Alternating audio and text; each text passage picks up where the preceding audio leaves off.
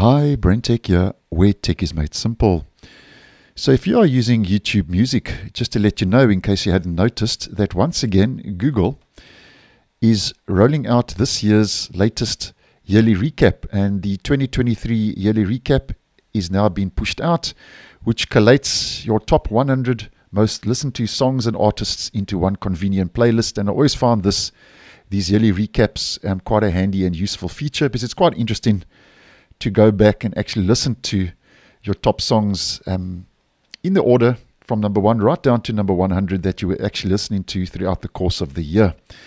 Now, just a quick recap. First of all, I started posting on this way back in 2021, and that was the first yearly recap we got, which was the 2021 recap on YouTube Music, where you could check out your personalized stats from the year, such as your favorite artists, songs, music videos, playlists, and more. Now, on mobile, you'll actually get all that information where you can see your favorite artists, music videos, and a whole lot more. I have found on desktop, though, you only really get your quarterly recap and your yearly recaps. But nonetheless, just moving from 2021 into present day. And obviously, these quarterly recaps, when it comes to the different seasons, will be region specific. But nonetheless, moving on from 2021, the yearly recap, we then got the fall recap for 2022, winter recap, spring recap, and then the 2022 yearly recap that featured and will feature your top 100 songs from 2022. And then moving into this year, we got the fall recap for 2023, the winter recap, and now we, as mentioned, have the 2023 recap.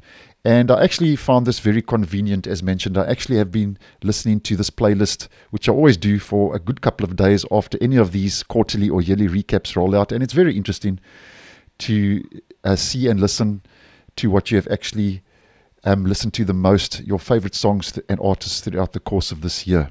Now, the quarterly recaps only feature 50 songs, where the yearly recaps, like the 2022 recap and the 2023 recap, have a playlist, as mentioned, of 100. And for whatever reason, in case maybe Google removes one of these quarterly or yearly recaps in due course, what you can actually do, and what I do basically at the get-go, is I head to the three-dotted menu and I save it as its own playlist. So you can add this to any other playlist. You can save it as its own playlist in case it ever gets removed. And something else to take note of is, if we head, as an example, to my winter recap for 2023, if we click on the menu, you can actually remove, if you don't want to see it anymore, you can actually remove the playlist from your library. And not seeing that yet, though, with the latest 2023 recap. But nonetheless, I'm just bringing this to your attention.